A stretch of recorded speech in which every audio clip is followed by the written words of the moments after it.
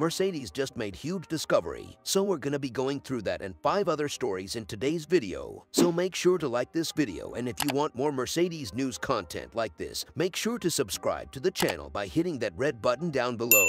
The Mercedes left Spain in high spirits following a double podium. The highly anticipated upgrades to the W14 revealed in Monaco as reported by Autosport proved inconclusive. Fast forward to Spain, and the upgrade showed a significant step forward. The gap to Red Bull proved very evident, with Hamilton finishing 23 seconds behind race winner Max Verstappen. But this still showed significant improvement over the W14's performance in opening races, with Hamilton finishing up to 30 seconds behind the two sole race winners this season, the Red Bulls of Max Verstappen and Sergio Perez. After the nadir of Miami, qualifying P13 and recovering to P6, Hamilton is showing optimism after Spain. Highlights of the race included teammate George Russell ensuring a double podium, relegating a Red Bull to P4. Can Mercedes close the gap? Speaking to Formulaon.com, Hamilton has admitted that the W14 in its current state cannot catch the all-conquering Red Bull. He instead confirmed that the team is still working on improving its performance. With the current car that we have, I don't think we'll be matching their performance, but we're working on improving the car. Speaking after Spain, Hamilton said that improvements will come throughout the year through studying data on a race-by-race basis. With the current package, we're limited to the pace that we had today, but I think there's a huge amount of work and studying and improvement that we hopefully will have coming in the future. Naturally, they should also be progressing through the year, so we need to be taking big chunks out of them with every step we take.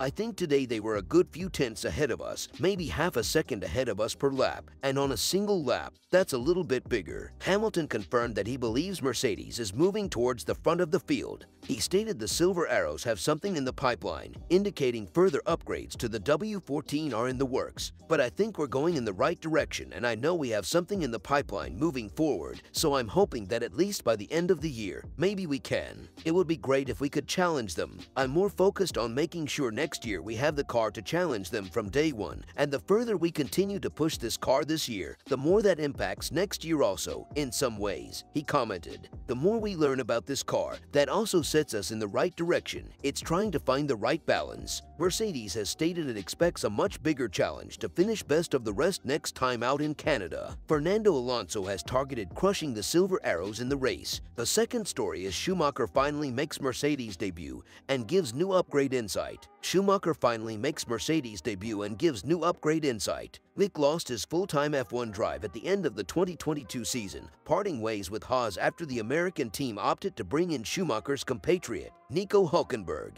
The 24-year-old has now enjoyed a test outing with the team, driving the new, upgraded W14 earlier this week. Schumacher back in the seat. It was great. I learned a lot and it was a lot of fun, Schumacher said in an interview for the Mercedes website. It was a very productive day. We got through everything we wanted to and ran every test tire on the plan. It was also good to have that first experience of the tires without any blankets. Obviously, having not driven in a while, I felt it physically, but it was good to be back in the driving seat. This experience will definitely benefit me in my role. I have a better understanding of what to look out for and what to work on. Schumacher also offered some comments on the new edition of the W14. It was great to drive the new update package. Of course, I hadn't driven the launch package, so I couldn't make that direct comparison. From all the communications I've heard from the drivers though, I could feel and agreed with a lot of their comments when driving today. Joining Mercedes, however, could have changed that, with Schumacher currently working in a test driver capacity for the Silver Arrows. With the strong influence of Toto Wolff in his corner, Schumacher will now be pushed to any team in the midfield or further back looking for a driver beyond the end of the current season. As was the case with Nick de Vries, Schumacher will also be on reserve duty for Mercedes, McLaren and possibly Williams. Wolff is already trying to use his connections with James Vowles to get Schumacher through the door at Williams in 2024 should Logan Sargeant fail to improve on his difficult start to the season. Unfortunately for Schumacher, as the weeks pass and the season progresses, another force is emerging that could put an end to his hopes of an F1 return. That force is Frederik Vesti. As was the case with Nick de Vries, Schumacher will also be on reserve duty for Mercedes, McLaren and possibly Williams. Wolff is already trying to use his connections with James Vowles to get Schumacher through the door at Williams in 2024 should Logan Sargeant fail to improve on his difficult start to the season. Unfortunately for Schumacher, as the weeks pass and the season progresses, another force is emerging that could put put an end to his hopes of an F1 return.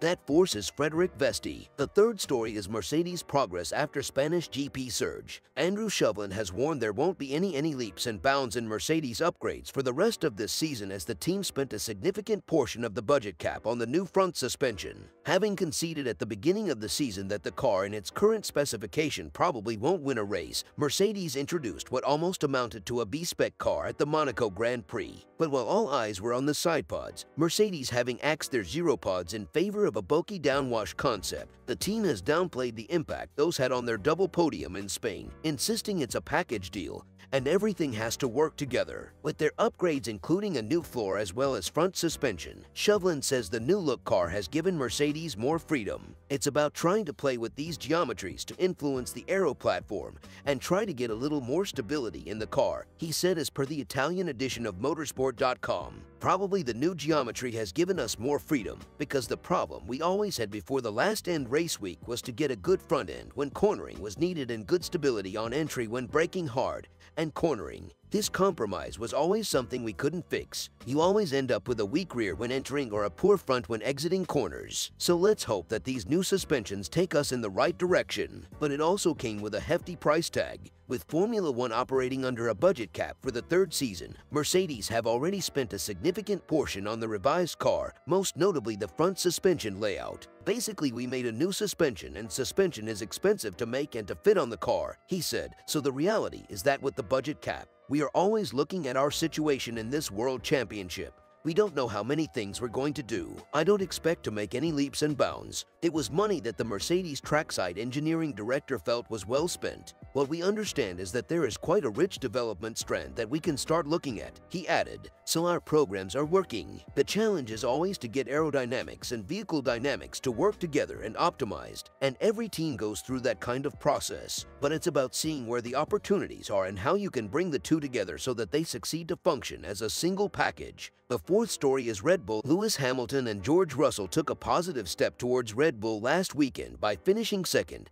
and third at the Spanish Grand Prix. Christian Horner isn't particularly frightened. However, with Max Verstappen still finishing way out in front at Circuit de Barcelona, Catalunya, both Mercedes and Red Bull have 2 weeks to stew on the result as fans wait patiently for the Canadian Grand Prix to come around next weekend. The Silver Arrows are now second in the Constructors' Championship, but Verstappen and teammate Sergio Perez have won all 7 Grands Prix between them so far in 2023. Mercedes will hope that certainty around Hamilton's contract situation can allow them to kick on again, with the 7-time world champion edging closer to an agreement that is sure to see him finish his career with the team he joined in 2013. Wolff also thinks it would be wrong of Mercedes to get complacent and believe that the Spanish GP potential is proof that it is now well on course to beat Red Bull. While he is confident the situation is different to 12 months ago when a Spanish GP stepped forward and pace did not follow through to subsequent races, he does not want to get too carried away with things just yet. The fifth story is Defiant Aston Martin respond to theory Mercedes now a clear step ahead. Aston Martin boss Mike Crack believes it's too early to say whether Mercedes have toppled them as Spona's second quickest team in 2023. Aston Martin have been the surprise package of 2023 so far, with the Silverstone-based squad racking up podium after podium with 5 appearances in the first 6 races courtesy of Fernando Alonso. But last weekend's Spanish Grand Prix was the first anonymous race for the team since the season began, with neither Alonso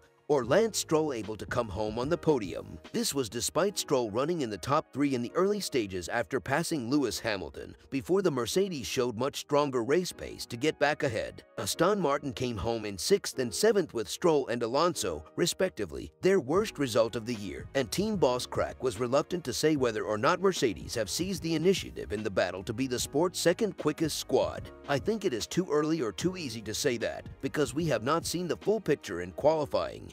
He said on Sunday night, "It's something that is similar to how it is at the beginning of the year when we say we need 3 races to see where we are really. Now it could well be that others have made a bigger step, but our early analysis so far doesn't reflect that. But Aston Martin will make a step next time out, with upgrades en route for the AMR 23 at the Circuit Gilles Villeneuve for the Canadian Grand Prix. Fernando Alonso vows to crush Mercedes as season progresses. Stroll was surprised by the extent of Mercedes' advantage in Barcelona, given that George Russell managed to get by having started from 12th on the grid. They had a rocket ship, I'm not sure where they found that pace. He said, I was expecting us to be the strongest car after Red Bull. I expected that after all the races this year. We just didn't have it. We had a lot of degradation and struggling with our pace compared to Merc, Ferrari. Red Bull is in another league. We just didn't have the upper hand. Fernando Alonso, who joked that the Spanish GP would be the last race of the year where he finished off the podium, promised that Aston Martin will come out on top of their battle with their engine supplier team. In Canada, we will bring more stuff. In Silverstone too. He said, I think it's a race and in Canada, we crush them. So thanks for watching. And what's your thoughts on these stories? Let us know in the comment section below.